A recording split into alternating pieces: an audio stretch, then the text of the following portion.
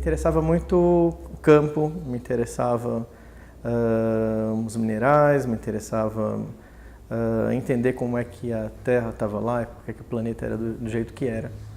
E eu acho que por isso, muito cedo, eu me interessei por geologia. E aí, com mais ou menos 14 anos, eu entrei no curso técnico de geologia, então muito cedo eu comecei a estudar minerais e ver como é que as rochas se formaram e tudo mais. E eu acho que daí que aparece o meu interesse por ciências. Eu fiz a escola técnica, depois eu fiz a graduação em geologia, né? Entre os dois eu trabalhei 1 ano numa mina, eu tinha 17 anos, trabalhei numa mina na Bahia como uma espécie de técnico de mineração e geologia. E eu queria realmente ir para a universidade. Então, quando eu fui para a universidade, eu me senti realmente no lugar que eu gostava. Eu gostava daquele ambiente de troca de ideias, de discussão. E é um ambiente que realmente eu me senti muito bem. E isso foi em Natal, no Rio Grande do Norte.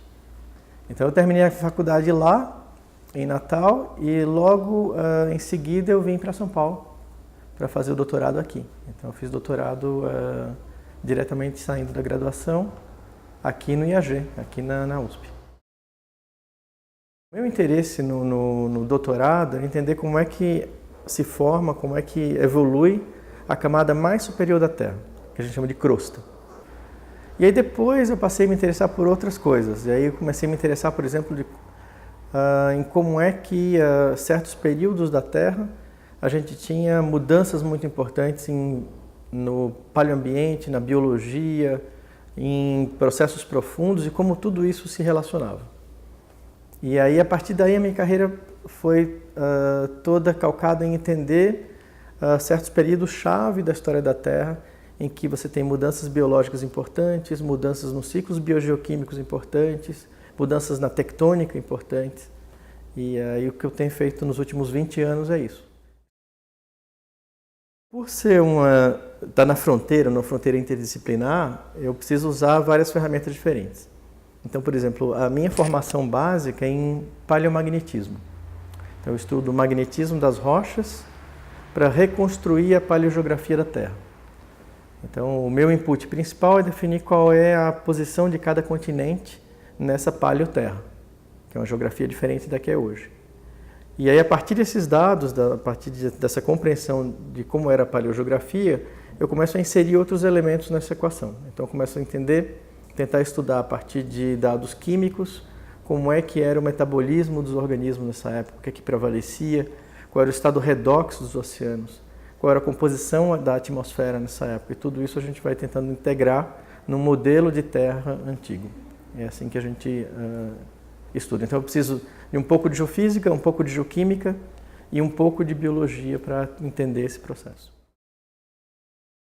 Nesse momento agora, eu coordeno um projeto temático da FAPESP e nesse projeto temático a gente tenta entender como é que surgem os metazoários e principalmente como é que a gente passa de um mundo que é essencialmente de vida microscópica bacteriana para um mundo em que você tem formas complexas e vida macroscópica.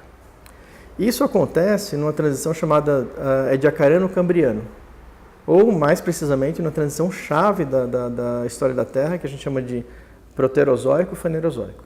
Então, o Proterozoico é vida invisível e o Fanerozoico é vida visível.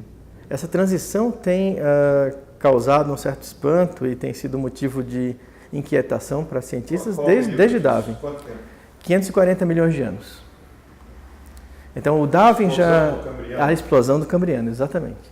Então, a explosão do Cambriano, a gente está vendo, tem artigos saiu no mês passado, mostrando que é um processo não tão explosivo assim. Aparentemente, é um processo gradativo. E ele tem efeitos de feedback no meio ambiente que são muito importantes. Então, é bem possível que a oxigenação da atmosfera para essa atmosfera que a gente conhece hoje tenha acontecido ali, nesse período. E pode estar associada a efeitos de mudanças na biologia. Então, os organismos aumentam de tamanho, eles passam a exportar matéria orgânica mais rápido para o fundo dos oceanos. Com isso, eles não consomem oxigênio, e esse oxigênio que sobra vai para a atmosfera e vai aumentando a quantidade de oxigênio atmosférico que a gente tem. Isso é uma das hipóteses possíveis.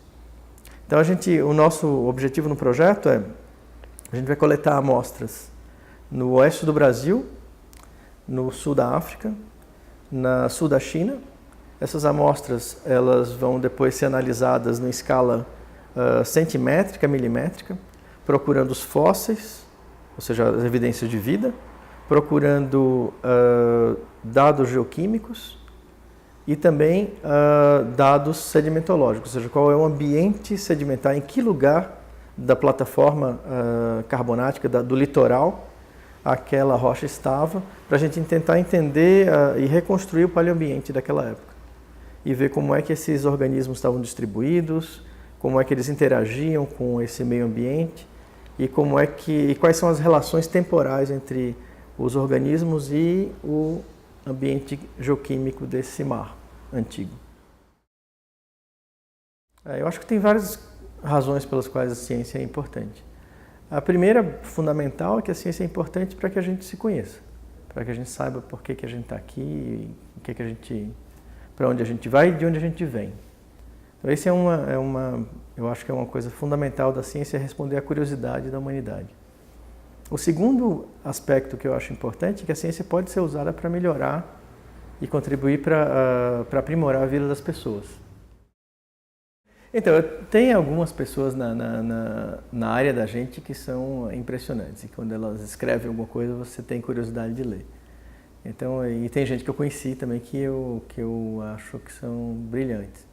Então tem um sujeito que foi meu orientador de pós-doc, é um sujeito muito interessante, agora já está aposentado, né, que é o Jean-Luc Bouchez, que era lá de Toulouse. Tem um colega de Harvard que também está aposentado, você vê que a idade vai... que era brilhante, se chama Paul Hoffman, que também que foi responsável por várias coisas, várias ideias muito interessantes. Eu não sei se tem um segredo. Eu acho que a primeira coisa é que ele se mantenha curioso, que ele tenha consciência de que nem tudo está descoberto, que tem muita coisa para ser feita, para ser descoberta, e que ele questione sempre.